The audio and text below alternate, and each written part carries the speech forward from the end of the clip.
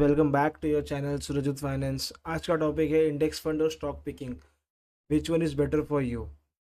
As a investor आप हमें सोचते रहोगे कि मैं पूरा फंड अपना इंडेक्स फंड में यूज डाल दूँ कि कोई कोई स्पेसिफिक स्टॉक्स में पैसा लगाऊँ। रिस्क किस में ज़्यादा होता है, आज हम वही सीखेंगे कि वही समझेंगे कि इंडेक्स फंड अच्छा है कि स्टॉक पिकिंग अच्छा है। तो let start the video. Should you pick your own stock और just let index fund do the work? सबसे बड़ा प्रॉब्लम यही आता है इन्वेस्टर्स के लिए कि हमेशा इन्वेस्टर्स सोचते हैं कि मैं पूरा पैसा इंडेक्स में डाल दूँ, ईटीएफ में डाल दूँ या खुद स्टॉक ढूंढूँ। और खुद स्टॉक ढूंढ के किसी इन्वेस्ट करना किसी स्टॉक में बहुत रिस्की होता है, क्योंकि उसमें बहुत सारी चीज़ें चेक करना होता है। मैनेजमेंट कैसा है, प्रॉफिटेबिलिटी कैसा है, फाइनेंशियल्स कैसा है कंपनी का, बैलेंस शीट कैसा है, असेट्स कैसे, लाइबिलिटी कैसा है, डेट कैसा है। बट इंडेक्स फंड में इतना कुछ देखना नहीं रहता, क्योंकि इंडेक्स फंड में ऑलरेडी डाइवर्सिफिकेशन बहुत ज़्यादा रहता है। तो इंडेक्स फंड में रिस्क कम होता है बट रिटर्न भी कम होता है as compare to stock picking में। अभी आप स्टॉक पिकिंग, अगर स्टॉक आप गलत पिक कर लिए तो आपका हार्ड अर्न मनी पूरा लूज हो सकता है। बट इंडेक्स फंड में ऐसा नहीं होता। इंडेक्स फंड में अगर आप एक टाइम पे आपको बेर मिनिमम अगर आप 4 साल के लिए इन्वेस्टेड हो तो आपको 12% 13% इंटरेस्ट, रेट ऑफ इंटरेस्ट मिल जाएगा आपको। बट स्टॉक में कभी कभी ऐसा नहीं होता। बट स्टॉक में अर्निंग ज़्यादा होता है, आप रिटर्न ज़्यादा कमा सकते हो, बट रिस्क भी ज़्यादा होता है। और इंडेक्स फंड में रिस्क भी कम होता है और रिटर्न भी कम होता है।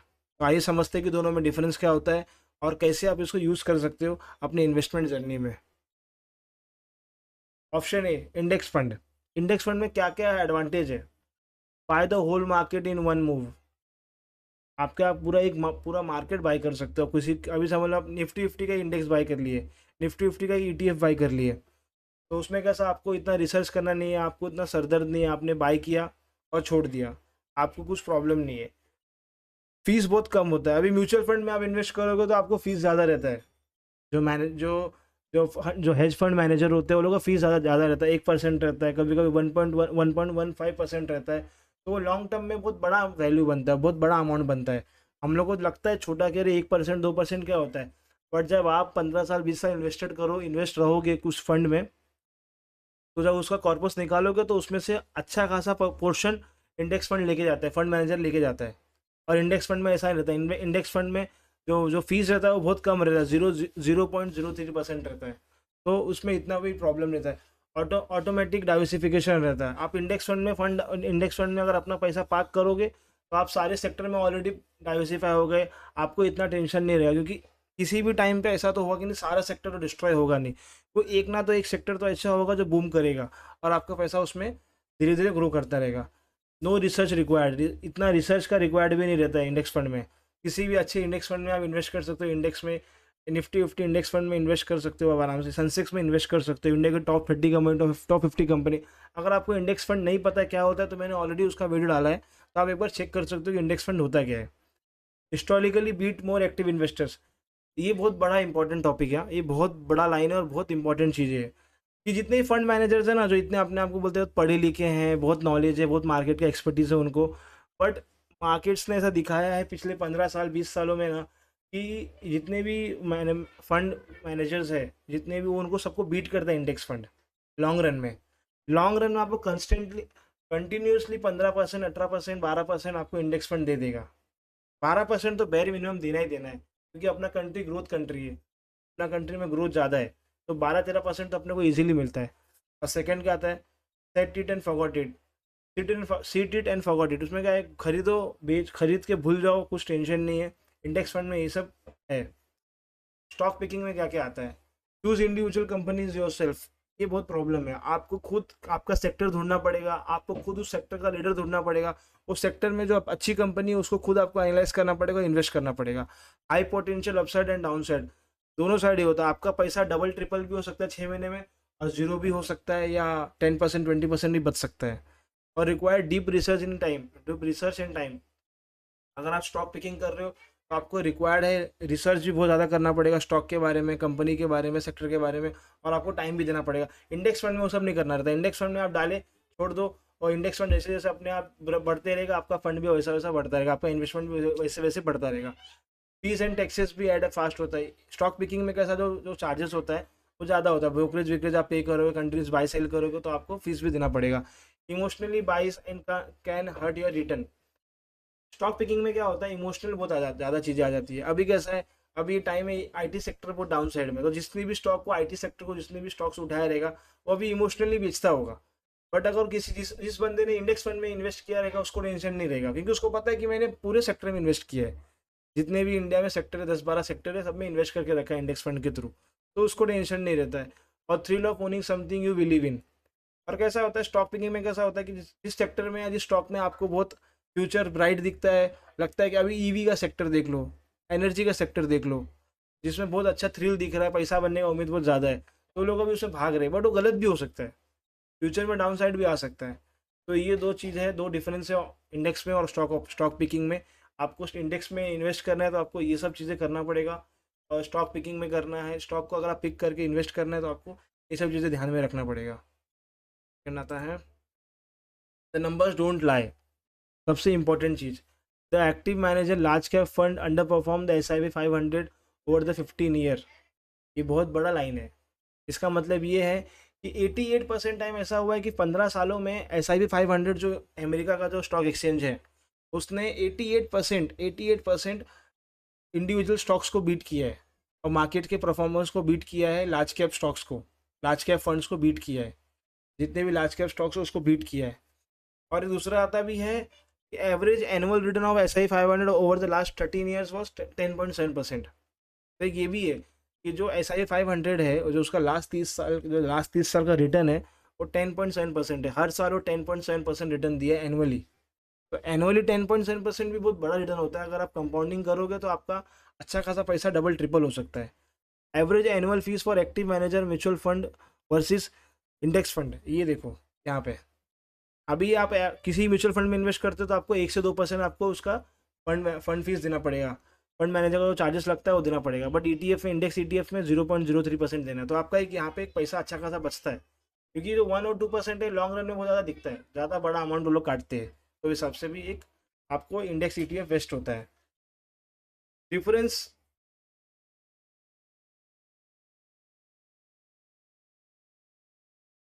अब आता है side by side breakdown.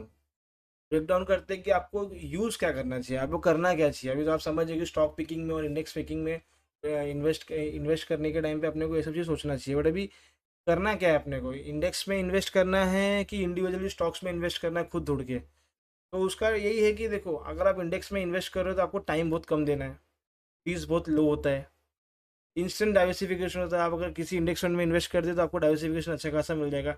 Tax efficient design है, अगर आप इंडेक्स फंड में इन्वेस्ट करोगे तो आपको टैक्स का भी एक अच्छा खासा एक फ़ायदा होगा, बेनिफिट्स होगा। बट आप इंडेक्स फंड में अगर आप इन्वेस्ट करोगे तो आपको मार्केट, आप कभी मार्केट को आउट परफॉर्म नहीं कर पाओगे। सबसे बड़ा एक बड़ा प्रॉब्लम ये आता है, मार्केट अगर आपको 12 से 13% देगा तो आपको 12 से 13% में ही खुश रहना पड़ेगा इंडेक्स फंड में, और लेस एक्साइटिंग होता है। और नो स्टोरी, मतलब आप इंडेक्स फंड में इन्वेस्ट करने से ना आप किसी भी कंपनी के सेक्टर में, किसी भी कंपनी में या उस कंपनी के सेक्टर में अपना रन नहीं कर पाओगे।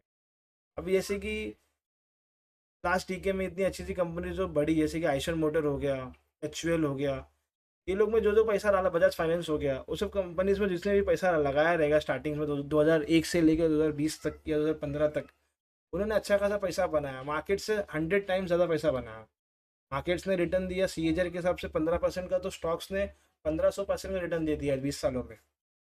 तो स्टॉक पिकिंग में ये फायदा होता है, अगर आप राइट स्टॉक पिक कर लिए राइट टाइम पे तो आपका पैसा मल्टी बैगर हो सकता है, 100 टाइम्स, 10 टाइम्स, 15 टाइम्स तक हो सकता है पैसा, अगर आपने राइट स्टॉक को राइट टाइम पे पिक कर लिया और 15 साल, 15-20 साल तक होल्ड किया। बट इंडेक्स फंड में ऐसा नहीं होता। इंडेक्स फंड में आपको कंस्टेंटली 15%, 12% का रिटर्न मिलेगा, और आपको कुछ इतना बड़ा रिटर्न बना नहीं पाओगे आप।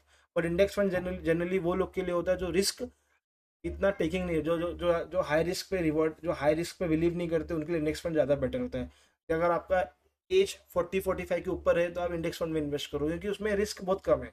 क्योंकि वो एज के बाद आप, अगर आप रिस्क लोगे तो आपको भी बहुत प्रॉब्लम होगा।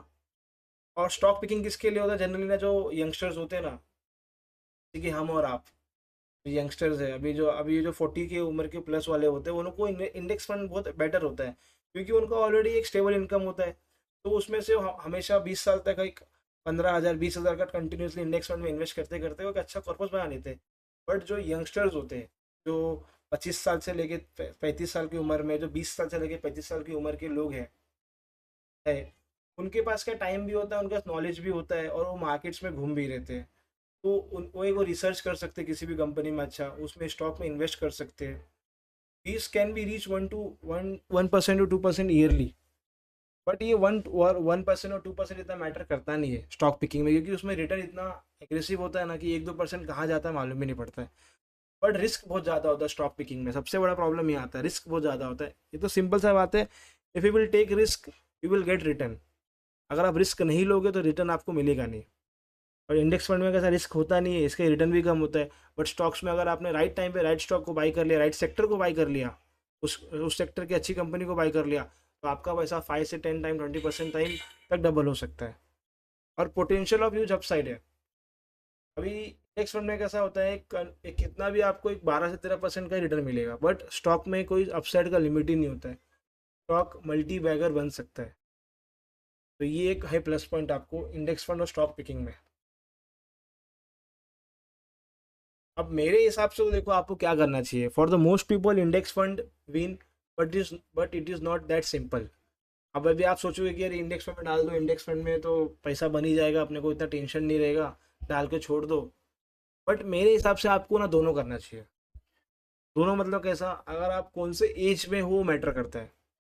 अगर आप 25 से लेके 35 के 40 के बीच में हो, तो आपको ना ज़्यादा करके पैसा ना स्टॉक्स में डालना चाहिए, ना कि इंडेक्स फंड में, क्योंकि आपको ग्रोथ तभी मिलेगा क्योंकि आपके पास पैसा अच्छा है, आपके पास इनकम का सोर्स है। बट अगर आपका एज 40 के प्लस हो चुका है, तो आप आँख बंद करके इंडेक्स फंड में जाओ, क्योंकि आपके रिस्क लेने का ना आप टाइम चले गया। अब अगर आप रिस्क लोगे, अगर गलती से आपका पैसा डूब गया, तो फिर आप खड़े नहीं हो पाओगे, क्योंकि आपका एज भी निकल चुका है और आपके ऊपर रिस्पॉन्सिबिलिटी भी और ज़्यादा आ चुकी है। क्या पता आपके डॉटर की शादी हो, या आपका कुछ बहुत बड़ा एक्सपेंस हो, और आपका हेल्थ इशू भी रहता है वो एज के बाद, 40-45 के बाद। तो अभी इंडिया में ऐसा हो चुका है कि हेल्थ इशू आ ही जाता है। तो 40-45 की उम्र के बाद आप इंडेक्स फंड में इन्वेस्ट करो। और अगर आप यंग हो, आप 70% आप स्टॉक्स में इन्वेस्ट करो, अच्छी कंपनी से इन्वेस्ट करो। मैं अभी आपको आने वाली वीडियोस में बताऊंगा कि स्टॉक्स को ढूंढा कैसे जाता है, सेक्टर को कैसे ढूंढा जाता है, इन्वेस्ट कैसे किया जाता है अच्छी कंपनी में। अच्छी कंपनी में देखा क्या जाता है, क्या रेवेन्यू देखना रहता है, क्या नंबर्स देखना रहता है, कौन से रेशियोज देखना रहता है, वो हम लोग आने वाले वीडियोज में समझेंगे। बट मैं आपको एक बता रहा हूँ, और सबसे सबसे ईजी बताओ तो सबसे सबसे ईजी, सबसे बेस्ट तो ये तरीका है, कोई भी एज का बंदा हो, कोई भी हो, 80% आपका इनकम आप इंडेक्स फंड में डालो, और 20% आप इंडिविजुअल स्टॉक्स में डालो। तो उसमें क्या होगा, आपका समझ लो आपने महीने, आप समझ लो आपके पास महीने का बच रहा है 100 रुपये इन्वेस्ट करने के लिए, तो 80 रुपया आप इंडेक्स फंड में डाल दो, आपका रिस्क और टेंशन सब खत्म। 20 रुपये को आप एक अच्छे कंपनी में डालो, जो आपको लग रहा है फ्यूचर में ग्रो करेगी, जो आपको लग रहा है इस सेक्टर फ्यूचर में आगे जाएगा, तो उसमें डालो। तो और 100% डिसिप्लिन के साथ। Stock picking isn't wrong. It can add excitement, purpose, and even alpha if you know what you are doing. The smartest move, do both. सबसे बेस्ट लाइन है, दोनों चीज़ करिए आप।